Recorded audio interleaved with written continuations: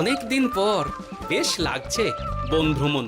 মাঝে মাঝে কাজের ফাঁকে এইসব জায়গায় এলে মন খুব ভালো লাগে। শুদ্ধ বাতাস, মাটির সোনা গন্ধ, পাখির কলতান, আহা।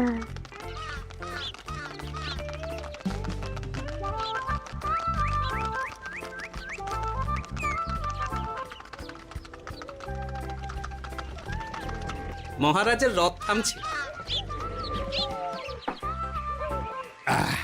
আমরা এইখানে বসে আজ রাজকার্য পরিচালনা করব।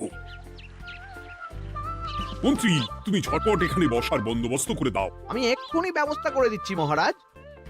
এখানেই আমাদের বসার জন্য ছাউনি করে দাও। এক্ষুনি করে দিচ্ছি মন্ত্রী মশাই। এরা বসার জায়গাটা করে দিক, ততক্ষণ আমরা একটু হেঁটে আসি।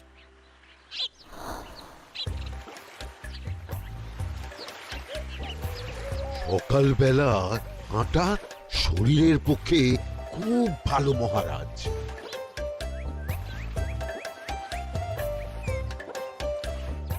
আগেকার দিনে রাজা মহারাজরা এই সব বনে মৃগয়া করতে আসতেন। মৃগয়া একদম ভালো নয় মন্ত্রী। তুমি জঙ্গলে আসছো অন্য প্রাণীদের মারতে। কেন মারবে? ওরা তো তোমার কোনো ক্ষতি করেনি। না, তা করেনি, কিন্তু তখন ওটা রাজা মহারাজাদের খেলা ছিল। শুনেছি আপনার প্রপিতামহ খুব ভালো বাঘ শিকার করতেন, অনেক বাঘ মেরেছেন। মন্ত্রী, তুমি একটা কথা হয়তো জানো না। আমার প্রপিতামহ শিকার করতেন, কিন্তু কোনো স্বাভাবিক জানোয়ারকে নয়, যে বাঘ মানুষ খেকো হয়ে প্রজাদের ক্ষতি করত। আমার প্রপিতামহ সেই সমস্ত বাঘদেরই মারতেন। এছাড়া উনি বন্য প্রাণী সংরক্ষণ করতে বড়ই ভালোবাসতেন।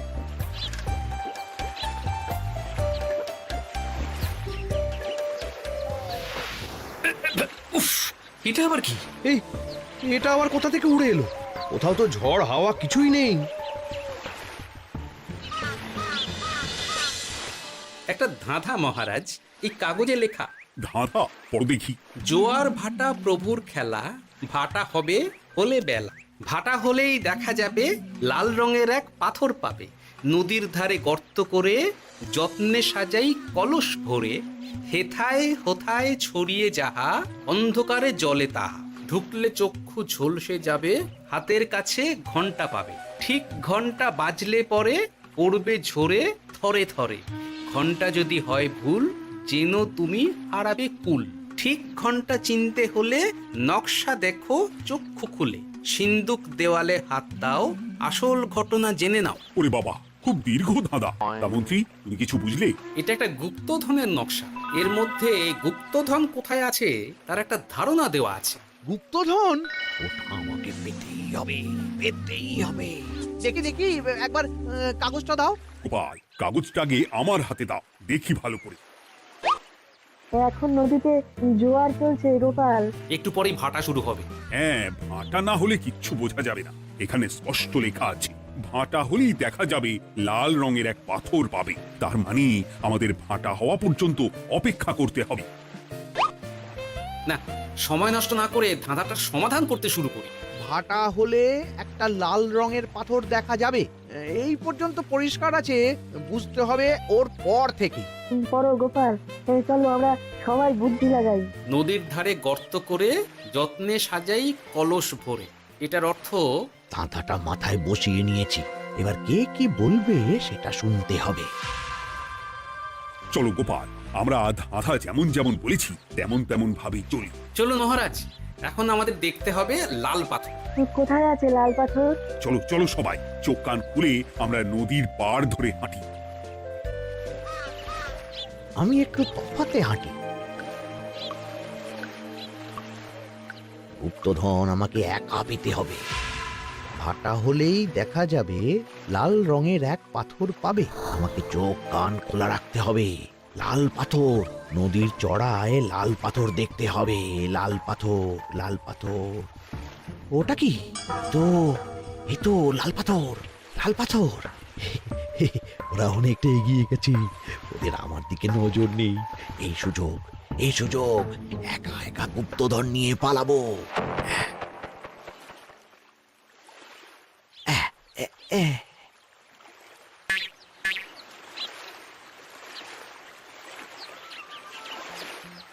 কি গো, আমরা তো হেঁটেই চলেছি, লাল পাথর তো কই দেখতে পাচ্ছি না। আরেকটু হাঁটতে হবে মহারাজ, গুপ্তধন বলে কথা, ওকে আর সহজে ধরা দেয়? সেটা অবশ্য সঠিক কথা। আচ্ছা, আমরা সবাই তো আসছি হেঁটে হেঁটে, মন্ত্রী মশাই গেলেন কোথায়? ও কি যে ঘটে। সত্যি তো, মন্ত্রী কোথায়? ও সেনাপতি, মন্ত্রীকে দেখেছো? কই না তো মহারাজ। তাহলে কোথায় গেলেন মন্ত্রী মশাই? এই জঙ্গলে বাঘ ভাল্লুক আছে, শেষে কিনা বাঘে নিল। হায় হায় হায়, মন্ত্রী গিন্নির কাছে আমি কি মুখ দেখাবো?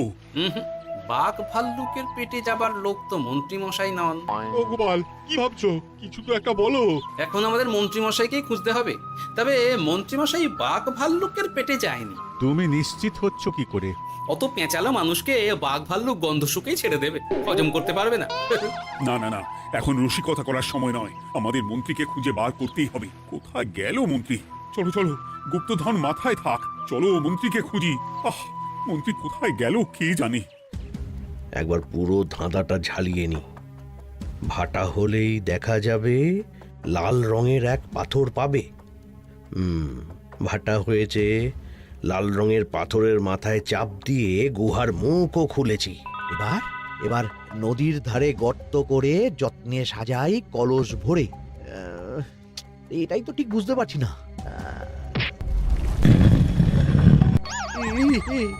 এই রে, এবার কি হবে? হ্যাঁ, মহারাজ, কোথাও একটা আওয়াজ হলো। এই, আওয়াজটা কোন দিক থেকে হলো?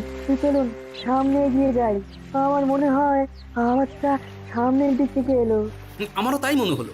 তবে কি মন্ত্রী মশাই লাল পাথরের হদিশ পেয়ে গেছেন? আমাদের চোখে পড়লো না, অথচ মন্ত্রী মশাইয়ের চোখে পড়ে গেল। আসলে আমরা কথা বলতে বলতে গেছি, তাই নজরে পড়েনি। মন্ত্রী মশাই একা একা আমাদের পেছন পেছন আসছিলেন। উনি ইচ্ছে করেই আমাদের পেছনে পেছনে আসছিলেন।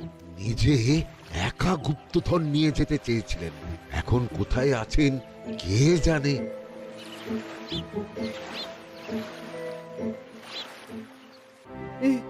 অন্ধকারে কিছু দেখতে পাচ্ছি না তো। ধাঁধাতে কি ছিল? হ্যাঁ, কি ছিল? হেথায় হোথায় ছড়িয়ে যাহা, অন্ধকারে জলে তাহা, ঢুকলে চক্ষু ঝলসে যাবে, হাতের কাছে ঘন্টা পাবে। পেয়েছি পেয়েছি, ঘন্টা ঘন্টা ঘন্টাটা পেতে হবে। ঘন্টাটা ঘন্টাটা ঘন্টা।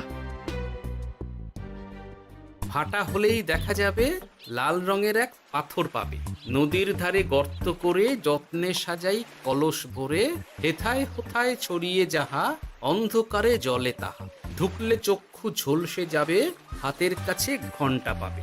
ঠিক ঘন্টা বাজলে পরে পড়বে ঝরে থরে থরে, ঘন্টা যদি হয় ভুল যেন তুমি হারাবে কুল। ঠিক ঘন্টা চিনতে হলে নকশা দেখো চক্ষু খুলে, সিন্দুক দেওয়ালে হাত দাও, আসল ঘটনা জেনে না। এবারে ভালো করে ঠান্ডা মাথায় ভাবতে হবে।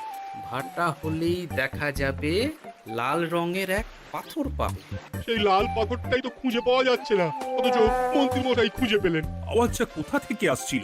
এই কাছে পিঠে এই কোথা থেকে আওয়াজটা আসছিল।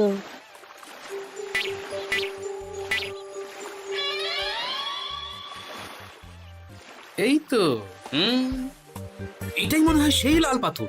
একটু নাড়িয়ে চাড়িয়ে দেখি তো কিছু হয় কিনা।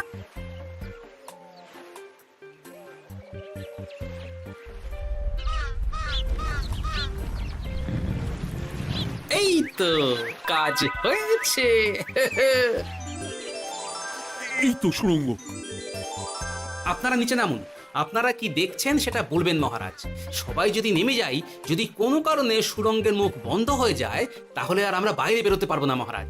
গোপাল ঠিকই বলেছে, আমরা দুজন বাইরে থাকি। মহারাজ, আর একটা কথা, কোনো ঘন্টায় হাত দেবেন না, মনে আছে তো?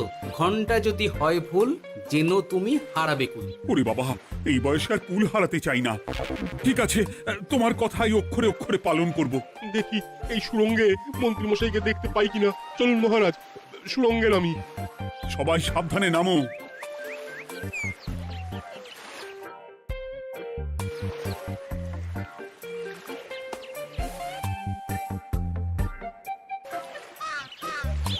মহারাজ, ওখানে কি কি দেখতে পাচ্ছেন? ওখানে কি মন্ত্রী মশাই আছেন? না গোপাল, মন্ত্রীকে এখনো দেখতে পাইনি। শুধু আমি এখানে অজস্র পাথর দেখতে পাচ্ছি।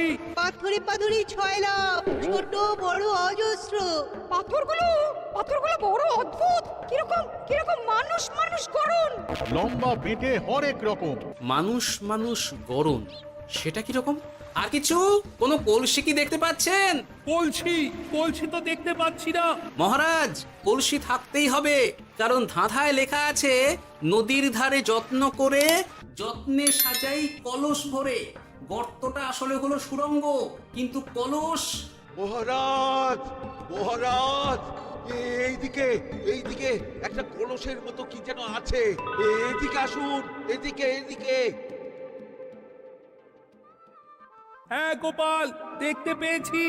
এবার আমি যেরকম যেরকম বলবো সেই রকম সেরকমই করবেন। আমি বিজ্ঞানীকে নদী থেকে জল তুলে পাঠিয়ে দিচ্ছি। পাত্র কোথায় পাবে?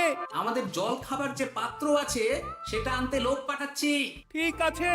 শুধু একটা কথা বলছি, আপনারা কেউই সুড়ঙ্গের ভেতরে কোনো কিছুতে হাত দেবেন না। কেন গোপাল? সব পরে বলবো, এখন আমি যা বলছি সেটা শুধু মনে রাখুন। সুড়ঙ্গের ভেতরে কিছুতে হাত দেবেন না। ঠিক আছে। প্রহরী, তুমি যাও, যেখানে আমাদের বসবার আয়োজন করা হয়েছে সেখানে গিয়ে একটা জলের পাত্র নিয়ে নদী থেকে জল ভরে নিয়ে এসো। গোপাল, মন্ত্রীমশাই কোথায় গায়েব হয়ে গেলেন?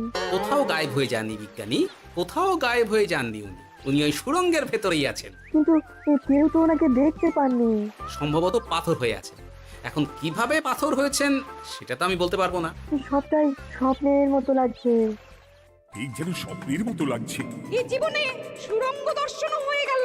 আমাদের পাতাল প্রবেশ। পাতালে আসিয়া আমি মনে মনে বলি, গুপ্তধন নিয়ে আমরা যেন সৎ পথে চলি। তোমার এখনো কাব্য আসছে সভাকবি? আসছে মানে কাব্যের সাথে আছে রোমাঞ্চ, করছে গা শীত, হচ্ছি আমি অধীর। মহারাজ, জল দিয়ে বিজ্ঞানীকে পাঠাচ্ছি। কি করতে হবে বিজ্ঞানীকে সব বলে দিয়েছি। তুমি ভেতরে আসবে না? আসবো ঠিক সময়ে। এখন আমি যেমন যেমন বলবো আপনি ঠিক তেমন তেমন করবেন। ঠিক আছে। বিজ্ঞানী, যেমন যেমন বললাম ঠিক তেমন তেমন ভাবে কলসিকে জল দিয়ে পরিষ্কার করবে। মনে রেখো, ধাঁধায় আছে কলসি সাজাই যতন কর। তুমি একটা কথা মনে রেখো বিজ্ঞানী, কোথাও হাত দিও না কিন্তু। ঠিক আছে গোপাল, তোমার উপস্থিত বুদ্ধির তুলনা নেই। আমি যাচ্ছি গোপাল। সাবধানে সাবধানে। মহারাজ, বিজ্ঞানী যাচ্ছে। সাবধানে নামো, সাবধানে। মহারাজ, কলসিটা কোথায়? ওই তো, একটু সাবধানে যাও। বিজ্ঞানী, কলসির দেখা পেয়েছো? পেয়েছি পেয়েছি পেয়েছি। এবারে কলসিটাকে ভালো করে জল দিয়ে ধুয়ে দাও। কলসির আলোয় সুড়ঙ্গ আলোকিত গোপাল। এরপর কি? ভালো করে দেখুন মহারাজ, কোথাও ঘন্টা দেখতে পাচ্ছেন কিনা। ঘন্টা? একটা তো নয়, সার ঘন্টা, অনেকগুলো ঘন্টা। সাবধান, ঘন্টায় হাত দেবেন না, শুধু দেখুন।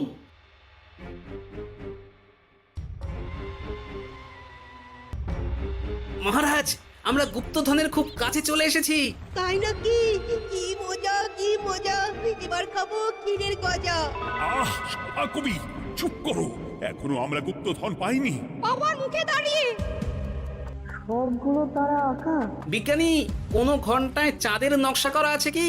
একটু দেখে বলো না। আমি আতস কাজ নিয়েই দেখছি, সব ঘন্টাতেই তারা আঁকা। খবরদার, কোনো ঘন্টাকেই ছোঁবে না। ঠিক আছে, কোনো কিছু না ছুঁয়ে আমি দেখছি।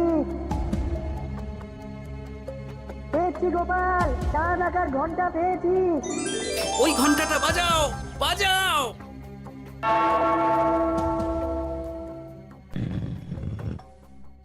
গুপ্তধন পেয়েছেন মহারাজ।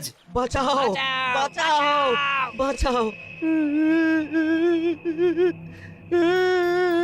বাঁচান মহারাজ, বাঁচান। বিজ্ঞানী, মন্ত্রীর গলা পাচ্ছ না? মহারাজ, আমি পাথর হয়ে আছি, আমাকে মানুষ করুন মহারাজ। তুমি তো মানুষই ছিলে, হঠাৎ করে পাথর হলি কেন? মহারাজ, গুপ্তধন পেয়েছেন? পেয়েছি, তার সাথে মন্ত্রীকেও পেয়েছি। মন্ত্রী এইখানে কোথাও পাথর হয়ে দাঁড়িয়ে আছে। দাঁড়ান মহারাজ, এবার আসছি। সাবধানে এসো। আমি ভেতরে যাচ্ছি, বুঝলে? যদি কোনো কারণে দেখো পাথরটা গুহার মুখটা আটকে দিয়েছে, অমনি তোমাদের কাজ হলো পাথরটাকে ছুঁয়ে ফেলা, বুঝলে? ঠিক আছে গোপাল দাদা, আমার মনে হয় বিপদ আর কিছু ঘটবে না, তবুও সাবধানের তো মান নেই। ঠিক আছে, তুমি নিশ্চিন্তে ভেতরে যাও। বাঁচাও, আমাদের বাঁচাও, আমাদের সবাইকে মানুষ করুন। আমাকে মানুষ করুন মহারাজ। আপনাকে তো মানুষ করা হবে মন্ত্রী মশাই।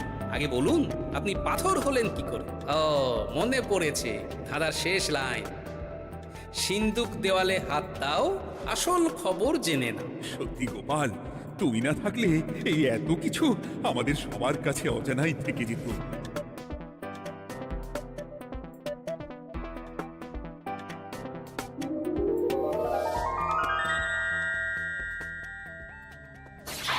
ধন্যবাদ আমাকে মুক্ত করার জন্য। আপনি কে? আমি যক্ষ।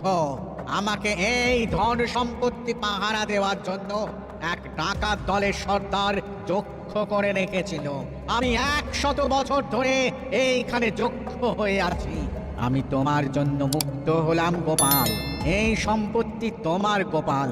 সম্পত্তি নিয়ে আমি কি করব? আমি এই সব সম্পত্তি মহারাজকে দান করলাম, রাজ্যের অনেক কাজ হবে এতে। তুমি ধন্য গোপাল, তুমি ধন্য। এবার আমার যাবার সময় এসেছে, আমাকে যেতে হবে। যাবার আগে এই পাথরগুলোকে মানুষ করে যান। এরা সব লোভী। আমি আমার সীমিত ক্ষমতায় এই গুপ্তধনের ধাঁধাকে এখানে যারাই ভ্রমণ করতে আসে তাদের হাতে তুলে দিই, কিন্তু কেউ এই ধাঁধার সমাধান করতে পারে না। সবার মনে লোভ কাজ করে, এই লোভ এদেরকে পাথর করে রেখেছে। পাথর হলো কি করে? একটা মানুষ এসে বুক ভরা লোভ নিয়ে আধা পুরো না জেনে পাথরে হাত দিলেই সে পাথর হয়ে যাবে। আমাদের ভুল হয়েছে, আর লোভ আর করবো লোভ না, করবো না। আমাদের বাঁচাও। আমাকে মুক্ত করে দিন, আমার খুব ভুল হয়েছে মহারাজ, মুক্ত করে দিন আমায়। তুমি এখানে আগে এসেছিলে, তাই তো আগে এসে ভাবলে নিজেই একা একা গুপ্তধনকে হরপ করে দেবে। এদিকে তোমাকে না দেখতে পেয়ে আমাদের কত চিন্তা হচ্ছিল। যারা লোভী তারা কারো কথা ভাবে না, শুধু নিজের কথা ভাবে। আমাকে আর একটা সুযোগ দিন, আমি আর লোভ করব না মহারাজ। ও, তোমার কথার কোনো দামই নেই। না মহারাজ, আমাকে আর একটা সুযোগ দিয়ে দেখুন, আমি আর লোভ করব না। আমাকে মানুষ করুন মহারাজ। আমাদের সবাইকে আমাদের মানুষ সবাইকে করুন। মানুষ করুন, দয়া দয়া করে করুন, দয়া মানুষ করুন। করুন। যক্ষরাজ, এদের আপনি ক্ষমা করে দিন। ঠিক আছে, তোমাদের আবার মানুষ করে দিচ্ছি।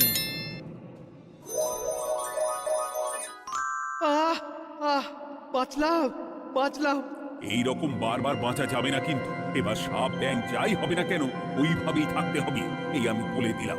এবার আমার মুক্তি। মুক্তি নেবার আগে আরেকটা প্রশ্ন, যে ডাকাত সর্দার তার সম্পত্তিকে রাখার জন্য আপনাকে যক্ষ বানিয়েছিল, এই সম্পত্তি তো তাদের, আমরা তো নিতে পারি না। লোভ বড় খারাপ গোপাল। অতিরিক্ত লোভ মানুষকে পশু করে দেয়। ওই ডাকাত দল এই সম্পত্তির জন্য সবাই কাটাকাটি করে মরে গেছে, কেউ আর বেঁচে নেই। সুতরাং এই সম্পত্তিতে তোমার অধিকার আছে। এই সম্পত্তি তুমি গ্রহণ করো। নিলাম আমি, কিন্তু এই সম্পত্তি মহারাজকে আমি দান করলাম। ডাকাত দল জনগণের সম্পদকে লুটেই তো সম্পত্তি বানিয়েছে, তাই আমি জনগণের কাজে লাগবার জন্যই এই সম্পত্তি মহারাজকে দিলাম। গোপাল, তোমার জয় হোক। এবার তাহলে আমি যাই। তোমরা সবাই সুখে থেকো আর ভালো থেকো। গোপাল, তোমার তুলনা হয় না। তোমার ঋণ আমি কোনোদিন শোধ করতে পারবো না। তুমি কৃষ্ণনগরের জন্য যা করলে তা ইতিহাসে লেখা থাকবে। না মহারাজ, আমি এমন কিছু করিনি, এই কাজ সবাই করবে। জয় গোপালের জয়, জয় গোপালের জয়, জয় কৃষ্ণনগরের জয়। জয় কৃষ্ণ, জয়।